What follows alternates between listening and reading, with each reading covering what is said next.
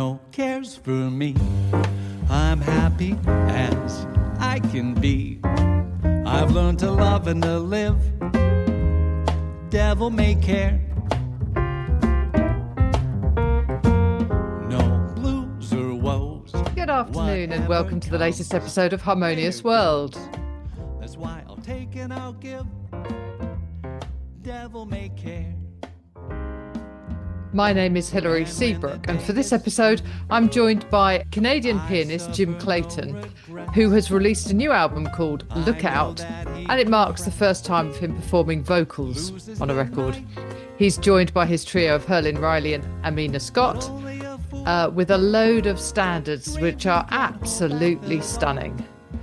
So Moon River, This Can't Be Love, etc. And what you're listening to right now is Jim's version of Devil May Care, which is just lovely. Thank you for joining me once more, and I hope you enjoy listening to my conversation with Jim Clayton. That's why I'll live and I'll die. Devil may care.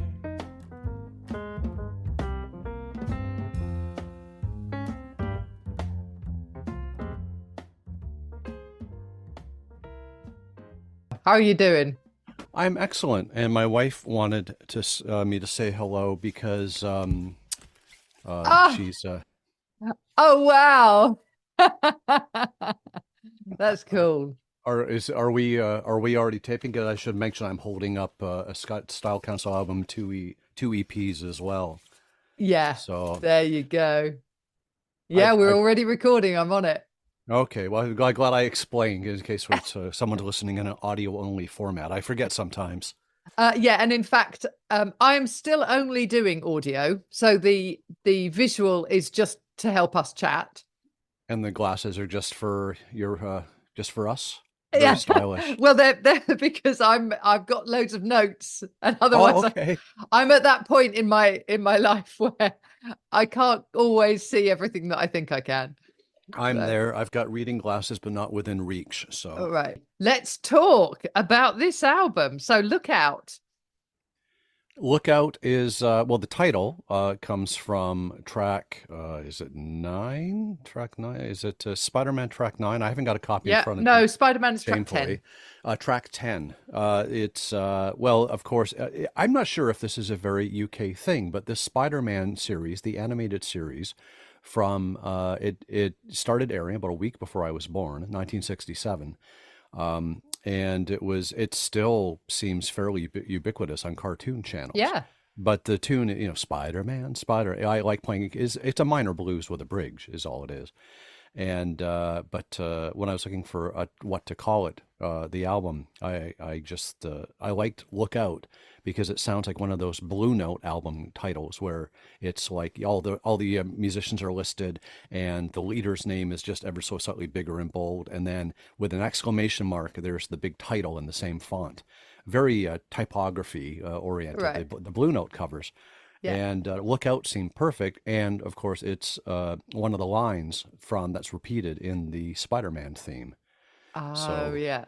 So in the end, it starts off sounding like I'm talking about jazz album covers. And in the end, really, I'm just talking about cartoons. Absolutely. Well, why not? I think one of the things I've learned about jazz musicians doing this podcast is that we all have these strange kind of, things that we really like, whether that's bird watching or, whatever it is. We've all got something. I think it's what helps you be creative is having something else and it can be like watching cartoons or being obsessed with Friends or whatever it is. Oh, we need something because, heroin fell out of fashion. So it's now it's other harmless things. I discovered at one point with my first recording act, Greenhouse, that it was a 5-person group and we were playing a pub, a restaurant not far from here. And I offered to buy, as I thought was proper, offered to buy everybody a beer at the first intermission. It turns out of 5 of us, only 1 drank. Right. And I'm thinking, what sort of jazz gig is this? I know. It's just, I think times have really changed. So. Well, Yeah, I think times have changed, but I think also some of us of a certain age, we've been there, done that, got the t-shirt, and actually I don't need to drink anymore. So, you know, Yeah, I did enough before it was legal for exactly. all the legal years, I think. Yeah, absolutely. So, Now it's yeah, coffee. Coffee is a constant. right. Now, this album, Look Out, is a departure for you because you are a pianist. I am. How I did you try. how did you Yeah. discover that you can sing like that? Well, I discovered that I couldn't first, to be fair. I played at a Holiday Inn, literally a Holiday Inn hotel near in my hometown when I was 17, and went to a somebody said, "Oh, you should play at Latner's Tavern." This fellow Sam Latner had a place in a shopping plaza not far from there. So I took my I don't know if you remember the Hohner Pianette. Oh, I think, yeah, yes. I had a Yeah. Hohner Pianette because I couldn't afford or carry a Rhodes on the bus. Right. And I had a Hohner Pianette that it wasn't even paid off. And I dragged my Hohner Pianette down to Latner's Tavern and played for Sam. I think played Elton John and Billy Joel. And I hadn't even discovered jazz yet. And he goes, well, you play okay, which is probably generous. And he said, you play okay. Can you sing? And I just didn't break eye contact and thought and went, yes, like big question mark. And figuring, well, the jig is up. He's going to ask to hear me now. And I don't, I had a speech impediment for 10 years when I was a kid. So uh, singing seemed like it was just pushing my luck. And so I never even tried. And he, instead of saying, well, can I hear something? And then hearing it and going, okay, maybe just play, he said, "Okay, well, can you do the second and third weekends of whatever?" Back when there were, full weekend gigs for such things. Yeah. So it was 3 weeks away. I had 3 weeks not only to learn enough material vocally to fill an evening, I had to learn how to sing, and I achieved maybe 50% of the former and none of the latter. I didn't know about transposing. I didn't know I had a range. I didn't know baritone, Okay. bass, anything. I literally just didn't sing previously. And uh, the first night was me singing songs of the time with my Hohner Pianette and a Dr. Rhythm from Boss, the little drum machine that I barely knew how to use, doing things like singing, Caribbean Queen. Well, she's own like Billy Ocean, but down the octave because I didn't know transposing, and I'm a Okay. baritone. The only thing I sang in the right key was some James Taylor, in the Right. right key, not in the right pitch necessarily. And at the first break, Sam Lantner came up and said, "Maybe you could, maybe you should focus on more instrumentals." And being a bit oblivious, I didn't just stop singing. I just did more instrumentals, but I continued to sing. I didn't realize what uh, at the time, like how rough it was. And but my kid brother, reminded me later that in fact, yeah, it wasn't ideal. And it was sour enough that my mother, who was a terminal unit chaplain and had all the kindness and sensitivity and understanding that one would have if you are in professionally the person consoling people as they go to the great beyond, my own mother didn't have it in her to say, well, maybe if you work at it. She just Okay. said, yeah, maybe you should stick to piano. Oh, So, and I did for about 30 years. And then I got a bee in my bonnet about, maybe if I could, I wanted to entertain at the seniors home that not far from us, where my daughter, who was then a baby, or much younger, she's 13 now. And it was, it's getting on 6 years ago that I thought, "Oh, I'd like to sing," and if I could, because I would play at the seniors home when we would visit, and I thought if I could sing every other tune, that it wouldn't just turn into background music. And I mentioned it to a friend, and she said, well, come over right now, I'll give you a lesson. She's a vocal coach. And I said, oh, I didn't mean right now. And she goes, no, right now. What are you doing? If you're not busy, get over here right now, because you're turning 50 and you were talking about doing this at your 40th birthday party and you haven't done anything yet. I'm not going to listen to you talk about this at your 60th birthday party. So come over right now. And within an hour, I was having my first voice lesson. And wow. yeah, that was about 4 months before my 50th birthday. The goal was to sing at the seniors home. before I turned 50, or by the time I turned 50, and I got it in under the wire. It was about 2 weeks prior. I sang probably half the tunes for a 1 hour set with my bass player chum. And at Right. the end of it, I said, well, nobody walked out. And my bass player chum, who likes to roast me, said, well, to be fair, most of them couldn't. So, but it kept getting better. It kept getting better. So, and Yeah. and here we are. So, Yeah. It's a lovely album. oh, thank you. No, it's great. And Herlin Riley and Amina Scott, they're your go-to trio They were the mates. trio on the album, and as a jazz musician, you're probably aware this is possible, and some people are just shocked, but musicians know you can do this. I didn't meet them until they arrived at the studio that day. Right. The producer and recording engineer, my co-producer, Chris Bookshire, is a Canadian who relocated to New Orleans, and we were friends. And he'd been saying, "You should record down here. You should do an album down here." I had done one in 2013 with different musicians, terrific ones, and that songs my daughter knows. And but hadn't done another. I had done another one in the meantime, but done it in Toronto. Always liked recording in New Orleans. There's just something in the water, and. Uh, the other studio had since closed, and he said, why don't you do something here? And then when this came up, at the behest of an agent friend who said she'd take me on if on the condition that I did a vocal album, because if that's what I'm going to pitch to clubs and to festivals, I got to have something with vocals on it because your albums are all Yeah. instrumental. So Chris said, yeah, do it here. I said, great. Who do we use? And he said, I'm on it, and suggested some great musicians. Amina is absolutely wonderful, and they're so nice, honestly, and just a pleasure to work with. Chris knew Amina from the New Orleans Jazz Orchestra. She's relatively young; she's not even 30. And Herlin is got a couple years on me. The thing that got me with Herlin was that he's on one of the first jazz albums I had. I was a bit late to the party and didn't come to the world of the Great American Songbook, the standards, until the movie When Harry Met Sally around Oh, 1987, 88, and loved the Harry Connick Jr. material on the soundtrack. Went and got the other two existing at the time Harry Connick albums, and Herlin's on the first one. And here I am oh, in the studio with him.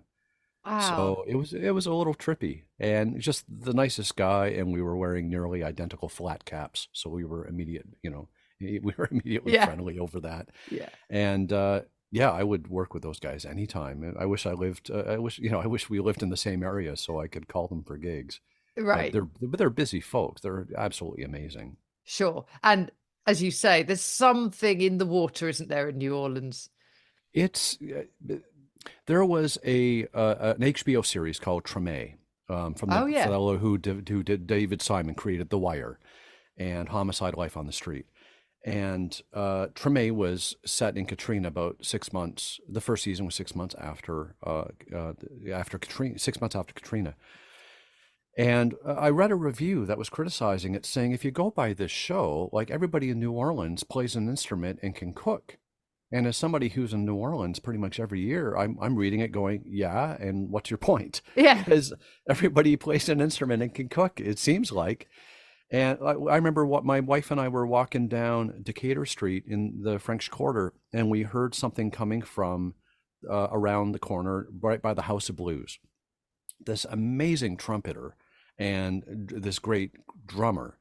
And we were like, oh, the House of Blues, they must be doing sound check. Like, who is it? Is it, Roy Hargrove? Is it Yeah. is one of the, the younger, newer cats that we know from the New Orleans scene? And we get around the corner, and it was just two high school kids busking. The place Right. wasn't even open. The high Wow. school kids like Yeah. can play circles around Yeah. a lot of the adult. It's just, yeah, it really is. It's just in the water. It's a part of growing up there. So Yeah. it must feel so natural to Yeah. play it when you grow up there. Absolutely. And such a great place for you to then go and record this album. Oh, it was a treat. Yeah, Yeah. hot, but it was a treat. Right. Okay. August in New Orleans. Oh, yeah. Yeah. I gather that's not great.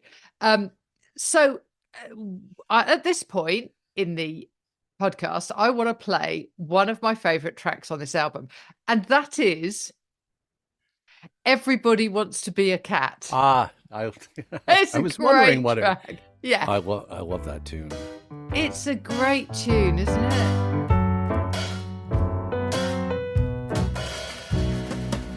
Everybody wants to be a cat because a cat's the only cat who knows where it's at.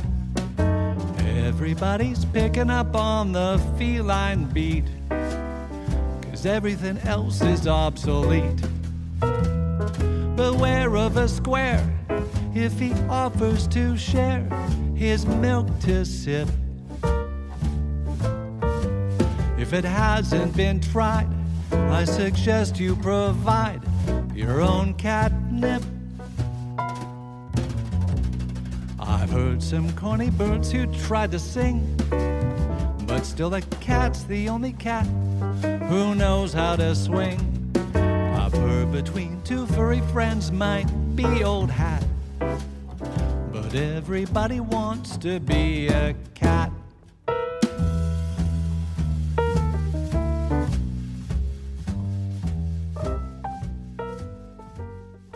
I had never played it before the pandemic. I mean, because of all the live streaming I did during COVID, I did pick up a lot of new tunes. "Time in a Bottle" is also on the album, the Jim Croce tune, and I had never played it till it was a request while I was live streaming.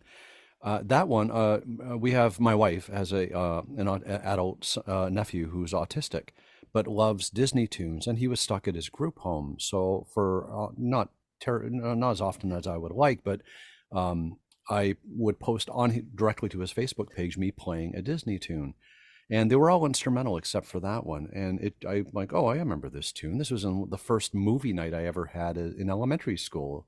When I was like 5 or 6, I saw this, and I had a stab at the vocal, and unlike most tunes, it was already in a good vocal key for me. And so I ended up adding it to my repertoire and just got hooked on it. So it was just a happy accident. I happened to pick up a tune that I had known for 50 years. Yeah, it's a great track. Your vocal just seems to fit so well in it.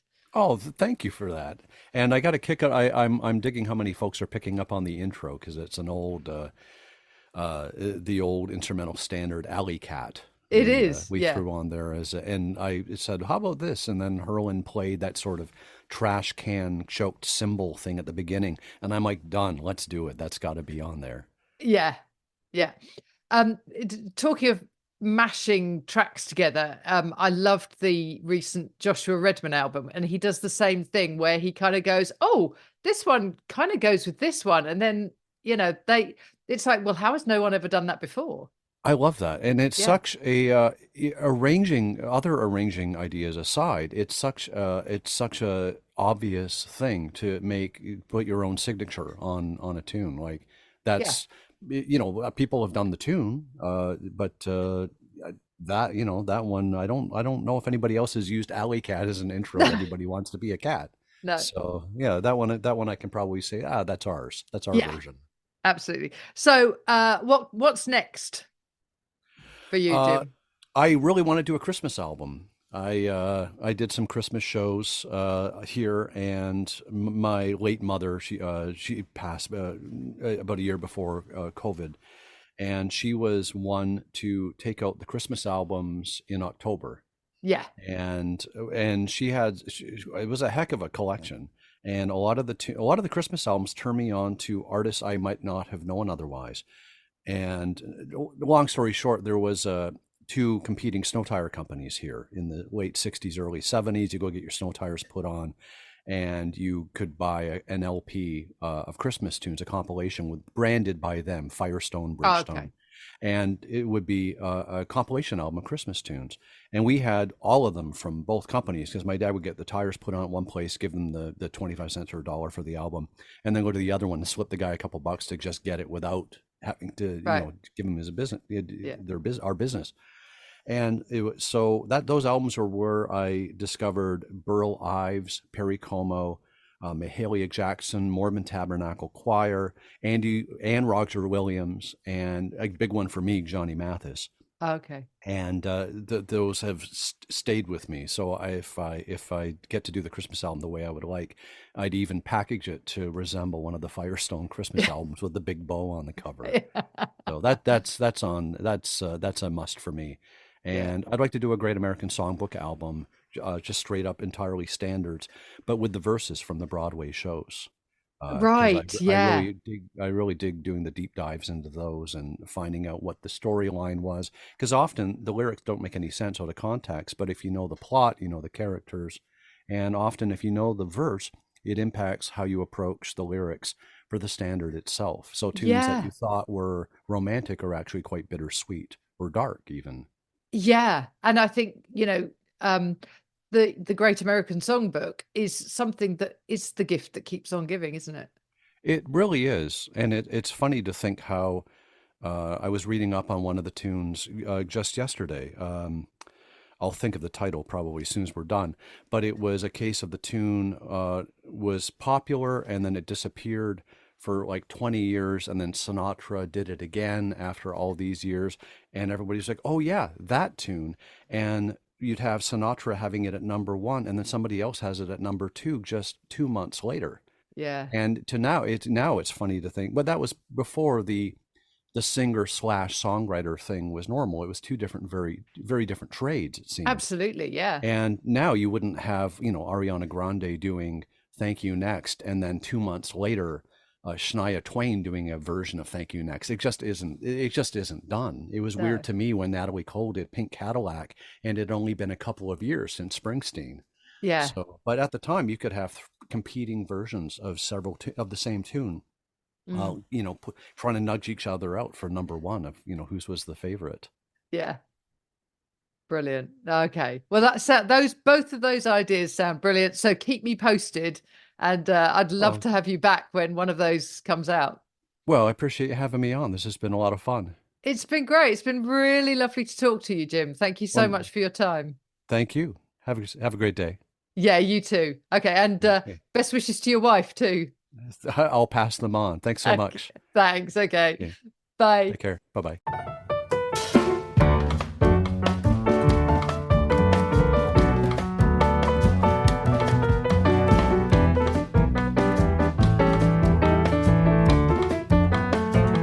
Every breath you take and every move you make, every bond you break, every step you take, I'll be watching you every single day, and every word you say, every game you play, every night you stay, I'll be watching you. Oh, can't you see? Thank you for joining me for this episode of Harmonious World.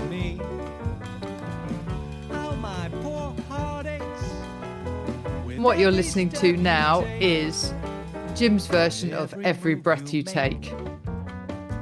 And every vow you break, every smile you fake, every claim you stake, I'll be watching you. Since you've gone, I've been lost. Thank you for joining me once more for Harmonious World.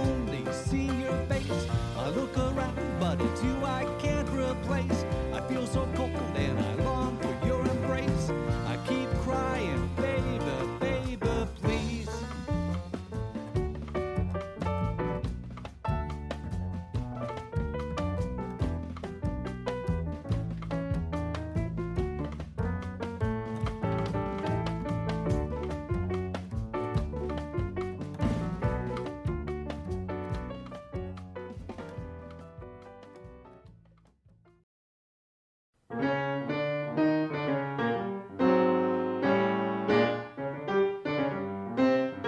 Thank you for listening to the latest episode of Harmonious World. My name is Hilary Seabrook, and it's a great delight to bring this series of discussions with musicians and composers and writers and all sorts of people to you. Obviously, there's no point in having a podcast if people aren't listening, and I'm very grateful to my listeners for doing so. Thanks also to Joe English for composing and performing this new theme tune. So wherever you get your podcast, you can leave a review. You can share this with your friends and family, either as a link or on social media and that sort of thing. I'd be really grateful for that. Don't forget that you can subscribe now. There's a link wherever you get your podcasts. So have a great week, and please remember why I started this, which is just to try and make the world a little more harmonious. Thanks for listening to Harmonious World.